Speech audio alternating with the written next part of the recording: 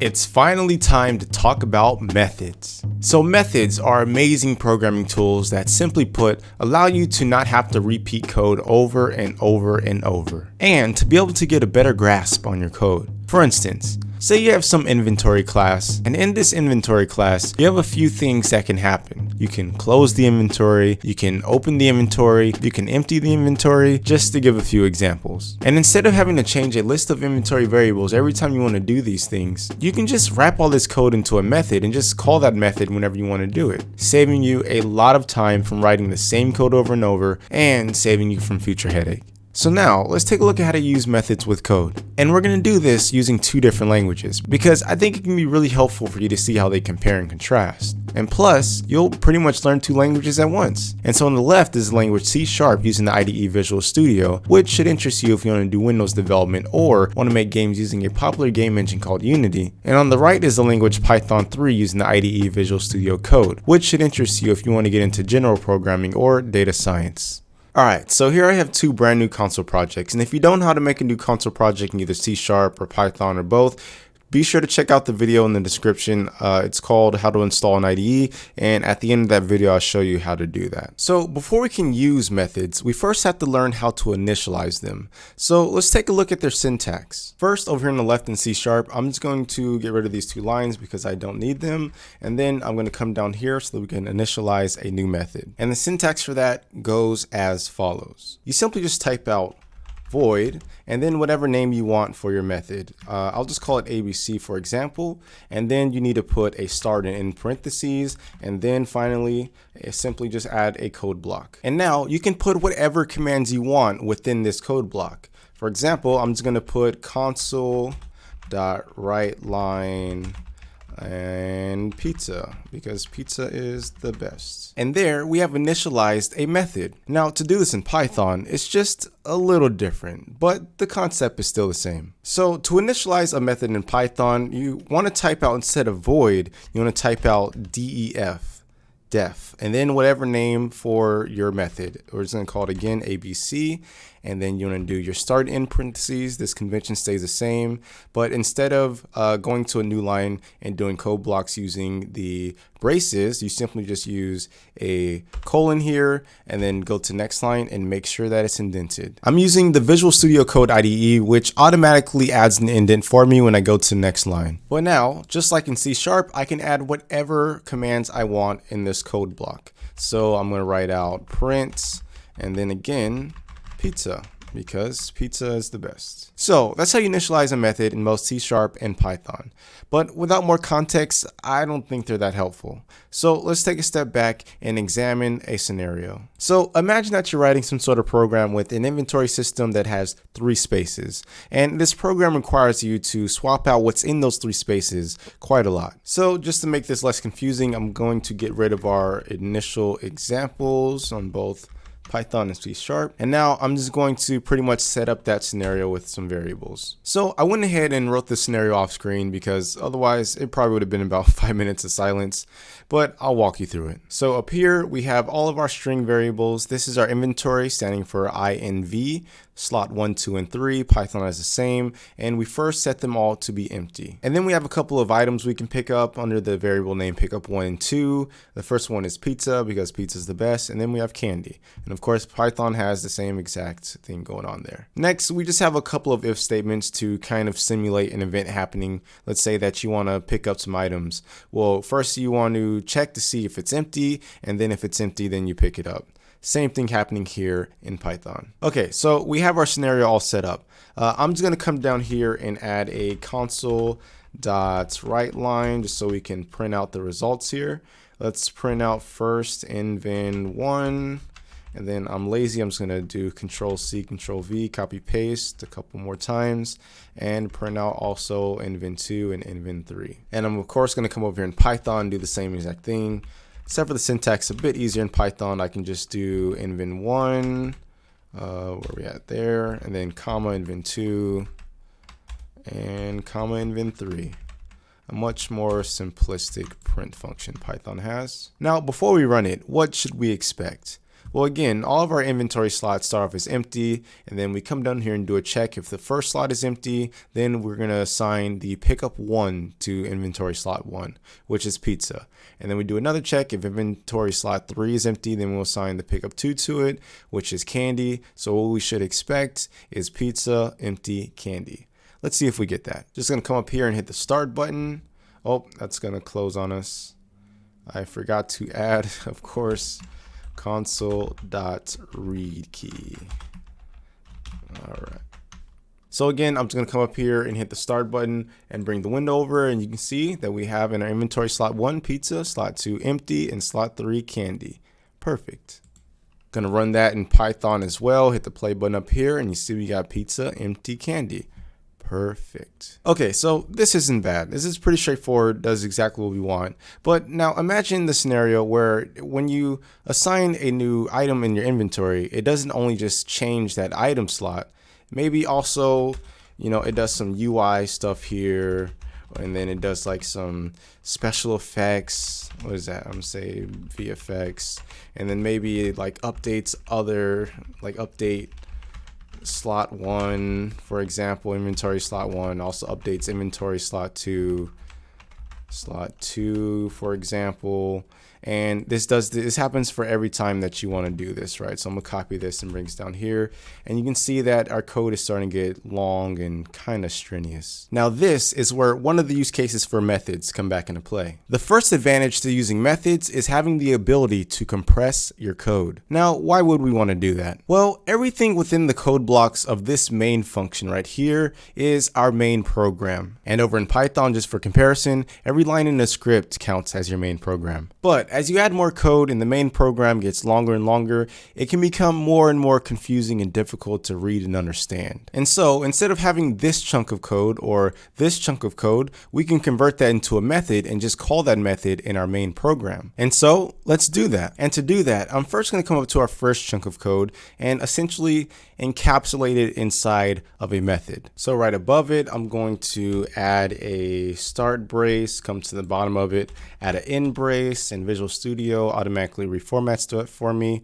Thank you, Visual Studio. And then I can simply add our void, and then we can now get to the hardest part in all of programming. Now we have to name our method, which thankfully I thought of all this ahead of time, so you don't have to watch me struggle, but I'm gonna call it pickup pizza I1.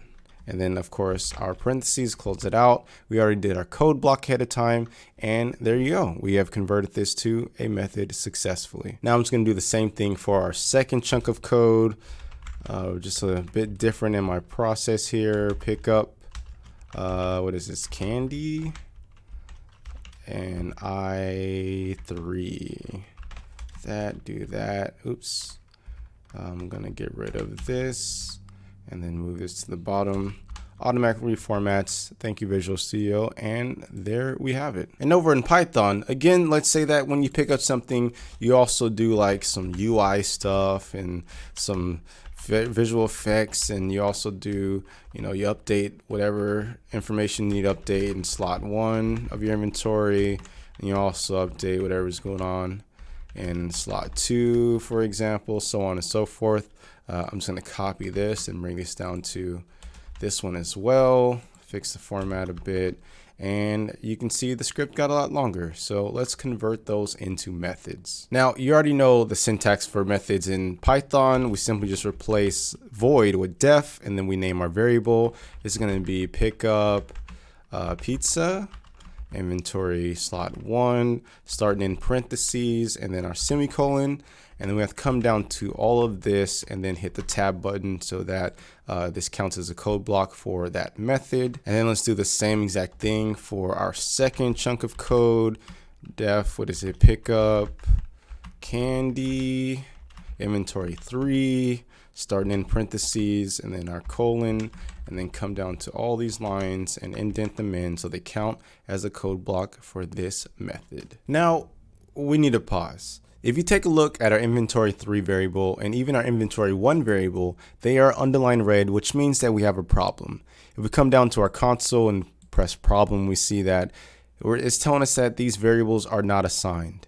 What's going on here? Well, this has to do with something called scoping, and Python is very peculiar about your scoping. To simplify, this block of code is self-contained only within this method, pickupPizza inventory 1. It doesn't have any reference to anything outside of this code block. And of course, same goes for this code block as well. So one simple thing we can do to let these code blocks know that there is a variable called inv1 outside of its scope, which again is this, we can simply just come at the top of it and then type global and then inv1. Same down here, we can type global and then type inv3. And you can see our problems are gone.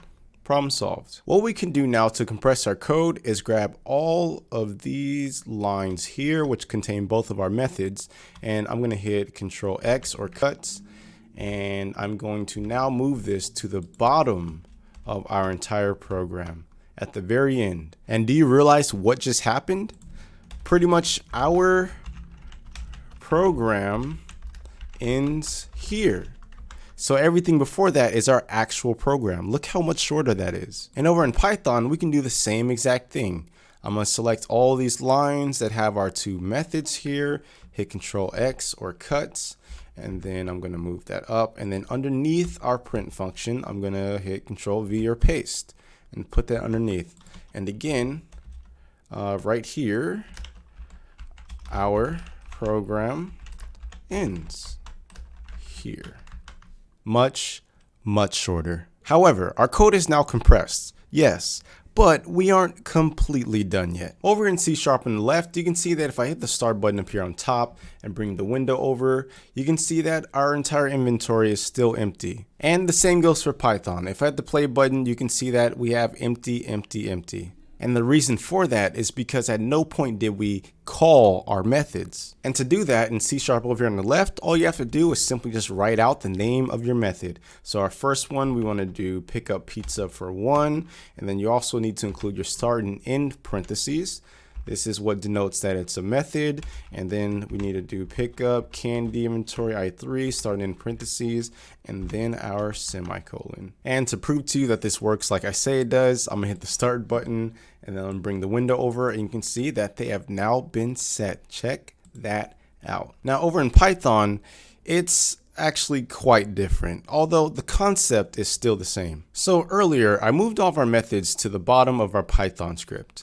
But if we were to come into the middle of our program and then type out pick up, pizza item 1, and then start in parentheses and then run our program, you'll see that we get an error because pickup pizza item 1 is not defined yet, or inventory 1 rather is not defined yet. And so a truth about Python is revealed.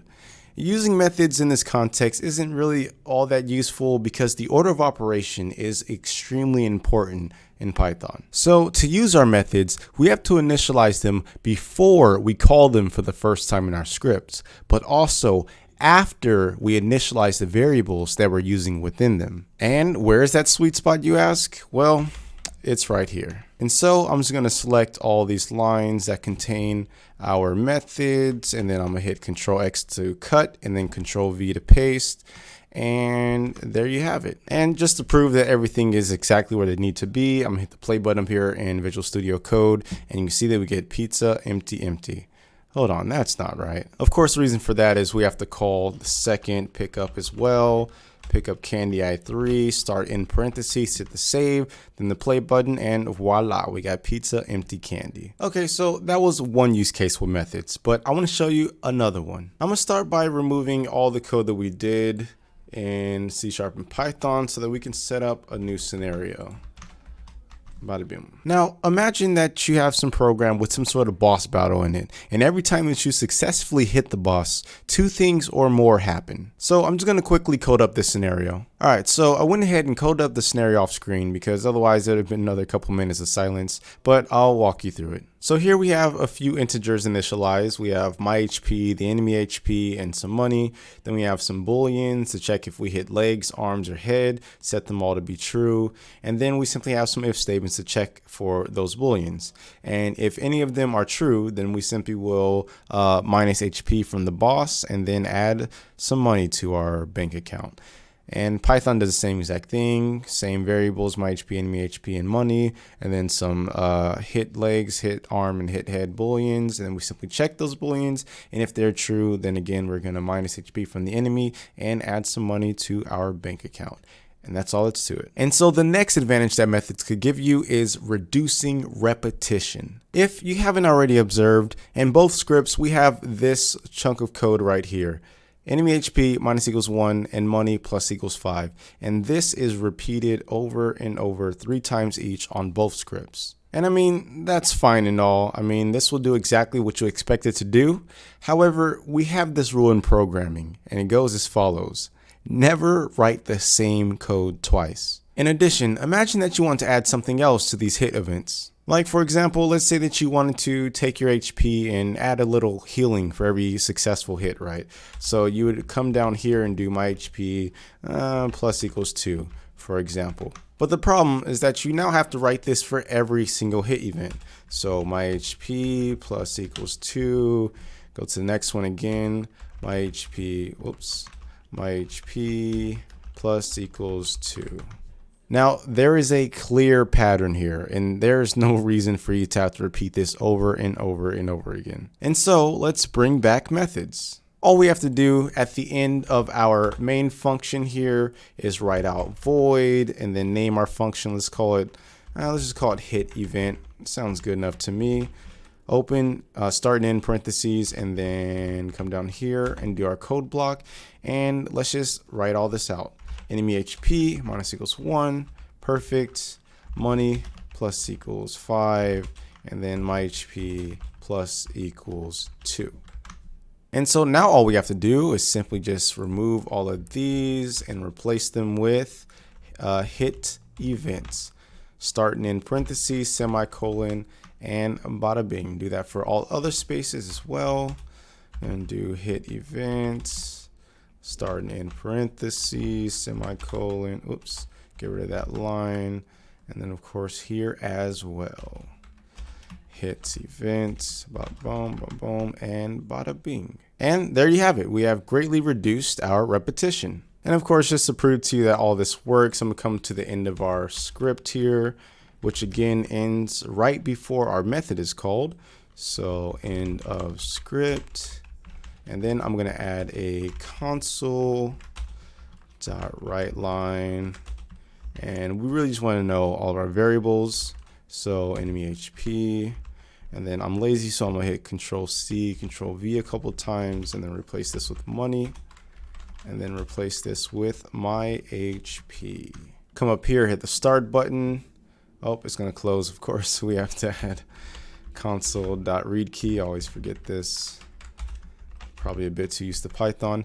Hit play, bring the window over, and you can see that we have our calculations. I mean, I'm not going to confirm that they are what they are, but trust me, it's working. And now over in Python, this technique has a lot of benefits, but it's still limited to the order of operation. And so again, to implement this in Python, we simply just go after our variables that we're using are initialized, but before we call it, which that sweet spot is right here. And so we can do def. What do we call it? I forget. Hit event, and then start and end parentheses there, and then I forgot just regular colon. And our code block, we can just bring in this right here. I'm lazy, so I'm just copy and paste it. Bada bing, and then we can replace all of these with hit events. And then I'm going to copy this because I am lazy, and copy this as well because I'm lazy. And you can see that we have our issue again. And you can see that we have our scoping issue again. And you can see that we have our scoping issue again. And you can see that we have our scoping issue again. And to fix this, all we have to do is just again add our global, and then we need what, enemy HP and money. Perfect. And so now to prove all this works, I'm just simply going to repeat what we did in C#. I'm going to do print enemy HP, and then we also want to print our money, and then we also want to print our my HP. Bada boom. Except for the HP, of course, because we didn't add that. But it's a lot easier to add things now. Instead of having to go through every single event, we just go to the actual hit event method, and then we can do my HP plus equals 2, I believe it was. Let me just double check here. Yes, it was 2. And we need to set that as a global as well to grab that from our scripts. And then I can hit play again, and you can see that we have the same exact variables, 27, 15, and 16. And there you have it for reducing repetition with methods. Now, I just want to show you one last technique with methods, and that is returning values. To do this, again, I'm just going to get rid of all the code that we did already, same with Python. And now imagine this scenario. And so I went ahead and wrote this scenario off code off camera, because otherwise this probably would have been about a 10-minute silence. But as always, I'll walk you through it. First, consider the scenario that you're developing some app or some social media or something like that, and you want to generate a user ranking for all of your users. Now, what's going on in our program isn't really important at all, honestly, but here we have our user rank variable, and let's say that we want to generate this user rank using these variables here. Well, I just came down here and just made a pretty big tree and did a bunch of checks. So if guest, then minus something, if page, plus something else, plus it. This is all arbitrary. I just wanted to make a really big tree to demonstrate this next example. So let's just say that all of this right here, actually starting here, all this right here is like an algorithm that you and your social media or your app team has developed, and you guys have concluded that it's a very accurate way to assess the user ranking of your users. Well, instead of having this algorithm hard-coded for a single variable, we can convert this algorithm into a method and have that method return a value. And so to do that, we only need to do two things. First, let's convert this algorithm into a method. Now, this is still hard-coding our user rank variable. This is no different than just a regular method. So what we need to do next is we need to create a temporary variable. I'm gonna call it actually temp, and then let's set it to equals 0. And then we need to change all the user ranks to be temps, or the temp variable, my apologies. So I'm gonna say temp here, user rank, I'm gonna go right here, temp, and then user rank here is also temp, and then user rank here is also temp, and then user rank here is also temp. This user rank is temp as well. And this final one is temp. At last, and all we have to do is come to the end of our method and then do return temp.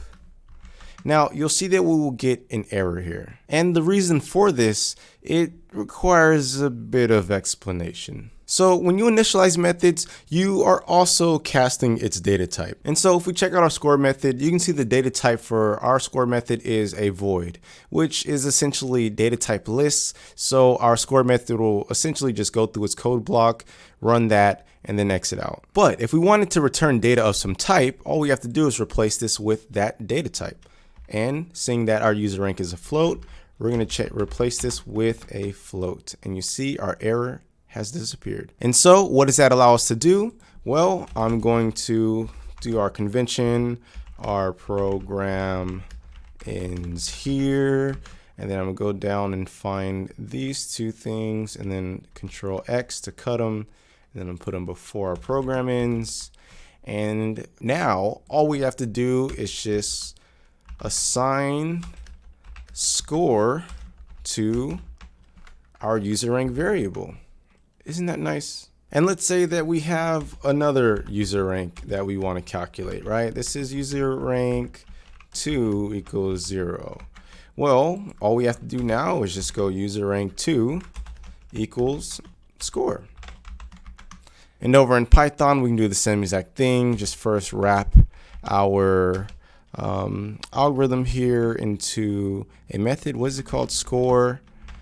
And do that. And then now we need to select the entire algorithm and then hit the tab button so that it is all within the code block for score. And then because it's a method, oh, something broke here. What broke here? Now I'm not entirely sure what happened here, but to fix this, we simply just add a tab, fix the syntax, error disappears. Perfect. Next, we need to add back in our temp variable. Let's just initialize this, temp equals 0.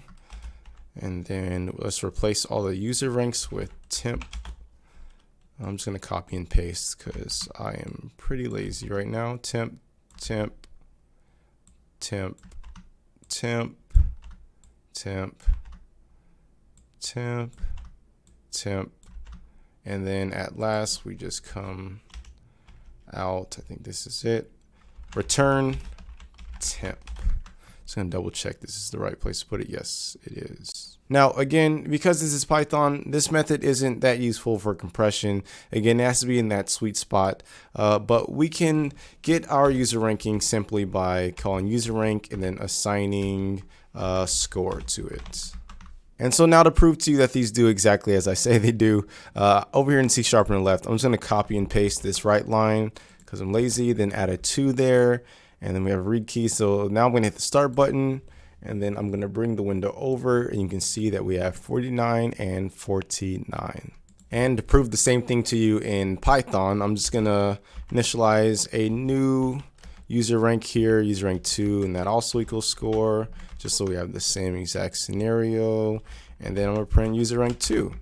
And then I'm going to hit the play button up here. You can see we have 49 and 49. And yeah, there you have it. If you want to learn more about methods, I think the best thing that you can do is just to start using them more because you'll learn more about them in the process. But that is everything that you need to get started with programming in regards to methods.